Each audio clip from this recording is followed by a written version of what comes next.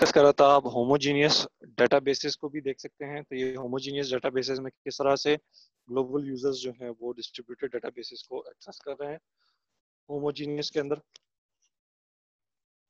इसी के साथ अगर आप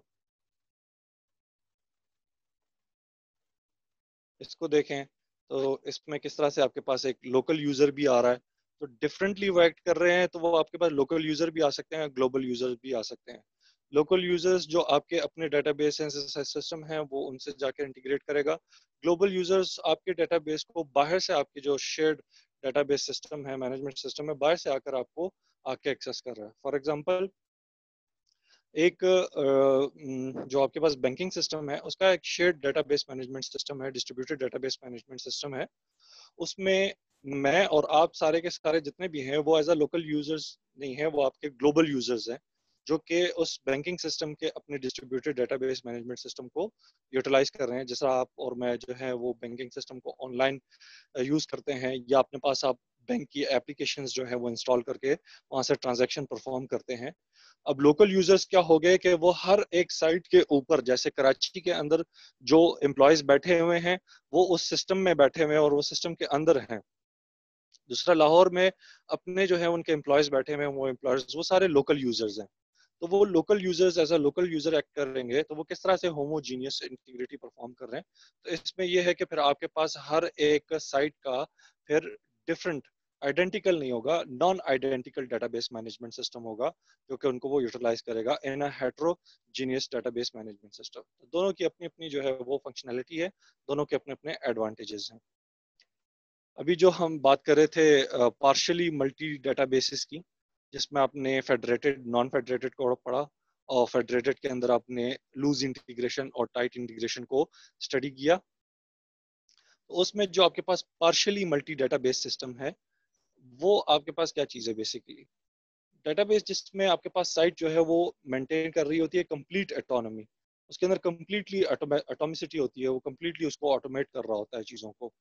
ठीक है, सिस्टम के अंदर जो आपके पास पार्शियली डेटाबेस है, और फुली और पार्शियली में ये फर्क है। फुली तो फिर आपके पास तमाम डेटाबेस डिस्ट्रीब्यूटेड डेटाबेस की फंक्शनलिटी यूज कर रहा होता है ना, लेकिन जो पार्शियली है और उसके अंदर मल्टी डेटाबेस सिस्टम है, तो वो क्या करेगा। तो वो उसके अंदर कंप्लीट एटोनॉमी होगी एक तो। पार्शियली के अंदर बात, अभी ये तो सिर्फ मल्टी डेटाबेस है कि मल्टी डेटाबेस होती क्या है, इसमें पार्शियली ये होगा फिर वो कंप्लीट एटोनॉमी नहीं होगी, कुछ को एटोनॉमी प्रोवाइड करेगा, कुछ को एटोनॉमी नहीं प्रोवाइड करेगा। तो कंप्लीट मल्टी डेटाबेस के अंदर फुली कंप्लीट एटोनॉमी होगी हर एक लोकल डेटाबेस के लिए, लोकल डेटाबेस मैनेजमेंट सिस्टम के लिए। दूसरा, जो उसका डेटाबेस मैनेजमेंट सिस्टम है उसके अंदर ट्रांसपेरेंसी होगी हर डेटाबेस के लिए। जो उसके अंदर उसका फाइलिंग सिस्टम है, जिस तरह से डाटा कहाँ पर जाके सेव हो रहा है, तो हर यूजर को आइडेंटिफाई होगा कि मेरा कौन सी डीबी के अंदर कौन से रिकॉर्ड जो है वो कहाँ पर जाकर किस डेटाबेस में सेव हो रहा है। तो ये पूरी कंप्लीट ट्रांसपेरेंसी है हर यूजर के लिए कि उसका डाटा कहाँ सेव हो रहा है, तो वो उसको नजर आ रहा है या उसको आइडेंटिफाई हो रहा है इन अ डिस्ट्रीब्यूटेड फॉर्म। और यूजर को अलाउ किया जाता है कि वो एक्सेस कर सके और डाटा को शेयर कर सके without requiring a physical database integration, किसी भी डेटाबेस की फिजिकल इंटीग्रेशन किए बगैर। फॉर एग्जांपल, आपने अपने डेटाबेस को इस्लामाबाद के सेंटर से लाहौर के सेंटर में शेयर करना है, तो आपको अपनी पूरी डेटाबेस इस्लामाबाद से ले जाकर वहां पर इंस्टॉल करनी नहीं होती है। आपका database shared distributed database system में इन्वॉल्व है। तो आप डाटा इजीली जो है वो अपनी डेटाबेस से, अपनी लोकल डीबी से, वहाँ की लाहौर की लोकल डीबी से इंस्टॉल कर सकते हैं और वहाँ पर डाटा को अपडेट कर सकते हैं। नॉन फेडरेटेड एमडीएस के अंदर नो लोकल यूजर है, ठीक है, एटॉमिसिटी नहीं है। और फेडरेटेड में एमडीएस के अंदर जो है वो फुली एमडीबीएस है। आपके पास पूरा कंप्लीट जो है वो फेडरेटेड है, कंप्लीटली एटोनॉमी है आपके पास, उसमें हर एक के लोकल यूजर्स मौजूद हैं।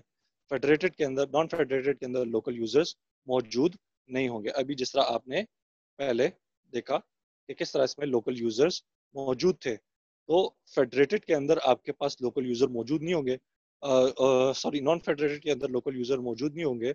जो पीछे आपने होमोजीनियस वाला कॉन्सेप्ट पढ़ा वो सारे का सारा वही है, ग्लोबल यूजर्स ही उनको जाके एक्सेस करें। इसके अंदर आपके पास जो है वो फेडरेटेड के अंदर फिर लोकल यूजर्स भी आ जाते हैं जो कि होमोजीनियस की फंक्शनलिटी है। दूसरा, डेटाबेस, डिस्ट्रीब्यूटेड डेटाबेस जो है उसकी फंक्शंस क्या हैं।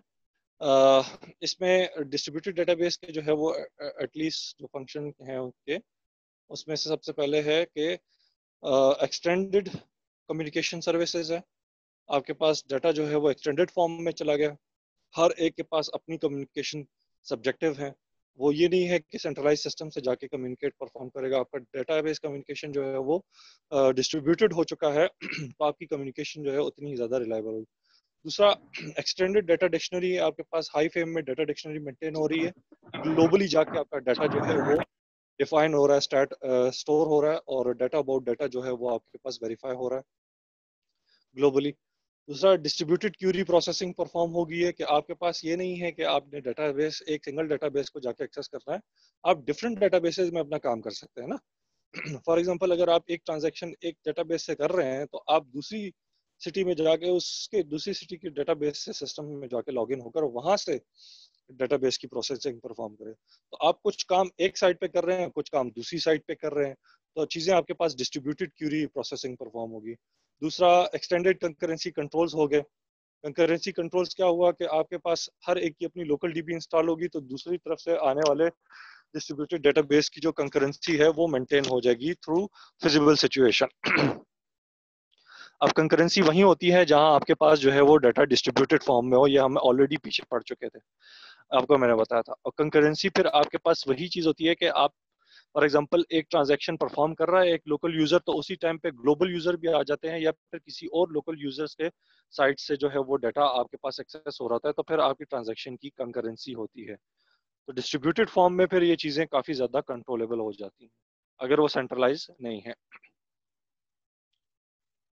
दूसरा, एक्सटेंडेड रिकवरी सर्विसेज है कि फॉर एग्जांपल आपके पास जो पैचेस इंस्टॉल्ड हुए हैं डेटाबेस के डेटास के इन अ डेटाबेस, तो वो बाकी सबके साथ रेप्लिकेट हो रहे हैं।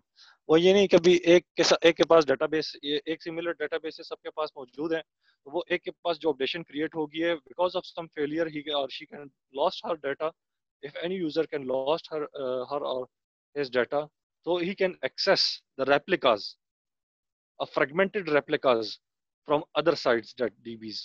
तो आपके पास रिकवरी बड़ा आसान हो जाती है, रिकवरी की सर्विसेज जो है बड़ी अच्छे तरीके से परफॉर्म हो जाती है। ये आपके कंपोनेंट्स डेटाबेस के जो पीछे हम अभी तक फॉलो अप कर चुके हैं सारे के सारे। डेटाबेस मैनेजमेंट सिस्टम है, और डाटा कंट्रोल्स हैं उसके अंदर, लोकल डेटाबेस मैनेजमेंट सिस्टम है, जीएससी ग्लोबल सिस्टम है, ठीक है। जो ग्लोबल डाटा डिक्शनरी मेंटेन करने के लिए ग्लोबल सिक्योरिटी कंट्रोल्स हैं, और हर साइट जो है वो अपने साइट से रिलेटेड अपने साइट के पर्सपेक्टिव डाटा को अपनी लोकल डीबी के जरिए से कंट्रोल कर रहा है। डिस्ट्रीब्यूटेड डेटाबेस कैसे बनाए जाते हैं ये इंशाल्लाह हम नेक्स्ट क्लास में देखेंगे, इन चीज़ों को गो थ्रू करेंगे। आज की क्लास के लिए इट इज एनफ। अभी मैं आपकी अटेंडेंस ले लेता हूँ।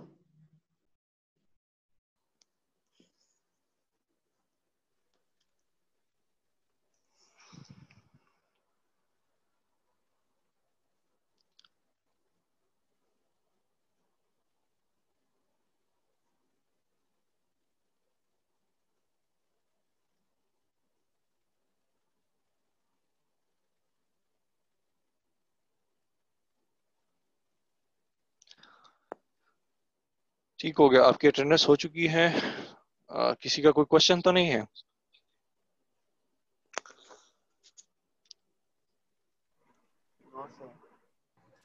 सर वो जो पहले लेक्चर्स हुए थे उनकी रिकॉर्डिंग्स नहीं है सर? ये रिकॉर्डिंग ऑफ कर देना ताकि फिर पता लगे बात करनी। बाकी पिछला जो आपकी रिकॉर्डिंग्स है वो आपकी जो है उनमें टाइम लगना है, वो एक्स्ट्रा मुझे टाइम देकर उन चीज़ों को मेंटेन करना होगा। ठीक है सर। तो फिलहाल इसमें जो ये अभी आगे आने वाली जो स्लाइड्स हैं उनके अंदर आप रिकॉर्डिंग मेंटेन करें। बाकी कोर्सेज को तो मैंने अब यहाँ आपकी क्लास लेकर आपको अंडरस्टैंडिंग दे चुका हूँ ना। ठीक है, तो यहाँ ज़रूरी है सबके लिए कि वो यहाँ आके क्लास लें और देखें चीज़ों को, क्वेश्चंस करें, क्यूरीज करें। किसी का कोई डिस्ट्रीब्यूटेड डेटाबेस से कोई क्वेश्चंस है वो क्यूरी कर सकता है, पूछ सकता है। नहीं सर, वीडियो मिल जाए तो अच्छी बात है। ठीक है, वीडियो आप देख लें। ठीक हो गया बच्चे, अटेंडेंस मैं ले चुका हूँ। इंशाल्लाह वेडनेसडे की क्लास में मिलते हैं नेक्स्ट सिनेरियो में। अल्लाह हाफिज़। और एक एक चीज़ आपको डिस्कस करनी है कि आपके इसमें से क्विज होना है, ठीक है। और जो ये लेक्चर आपका शुरू हो रहा है, नेक्स्ट वीक में क्विज होगा इंशाल्लाह इस ठीक लेक्चर है की सर, बेस के ऊपर। ठीक है सर। और जो मंडे वाली क्लास है, दूसरा आपकी जो एक असाइनमेंट रह गई है वो एडजस्ट हो रही है प्रोजेक्ट के साथ। और प्रोजेक्ट का एक क्वेश्चन जो है वो आपके पेपर में एंड टर्म में आएगा। तो ये टोटल 20 मार्क्स आपके प्रोजेक्ट के हो गए। एक एज एन असाइनमेंट हो गई और अस्सलाम दूसरा जो वालेकुम है वो सर। आप सर जरा दोबारा रिपीट कर दें, क्या आप कह रहे हैं? बात है थोड़ी सी। कि आपके आने वाला जो असाइनमेंट होगी, एक तो आपका क्विज होना है इस लेक्चर में से। नेक्स्ट वीक में वेडनेसडे को इंशाल्लाह ये लेक्चर खत्म हो जाएगा। मंडे को जो है वो आपका इसका क्विज होगा इस लेक्चर में से। दूसरा आपकी रह गई असाइनमेंट्स। तो आपके 2-3 वीक्स रह गए हैं। 2-3 वीक्स के अंदर आपके असाइनमेंट एज अ 20 मार्क्स का आपका प्रोजेक्ट है। तो 20 मार्क्स में से 10 मार्क्स आपके जो लास्ट असाइनमेंट रह गई है वो असाइनमेंट में अकोमोडेट होंगे, और एक 10 मार्क्स का क्वेश्चन आपके एंड टर्म के एग्जाम्स में आएगा प्रोजेक्ट रिलेटेड। तो ये 20 मार्क्स का आपका जो है वो प्रोजेक्ट कैरी करेगा इस तरह से आपके सेमेस्टर के अंदर। अरे प्रोजेक्ट की कोई प्रेजेंटेशन वगैरह नहीं होगी सर? प्रोजेक्ट का वाइवा होगा ना, वो 10 मार्क्स का जो आपकी असाइनमेंट है वो वाइवा है ना आपका। तो जो आपके पेपर में जो क्वेश्चन आएगा तो डिपेंड करेगा कि आपका वाइवा कैसा हुआ, तो वो मार्क्स भी वही कैरी करेगा। तो जो एक्सप्लेनेशन आप लोगों ने पेपर में दी होगी उस एक्सप्लेनेशन के अकॉर्डिंग आपके पास डाटा आ रहा होगा। ठीक सर। ठीक हो गया। ठीक सर। ठीक है सर, ओके, ठीक। ओके।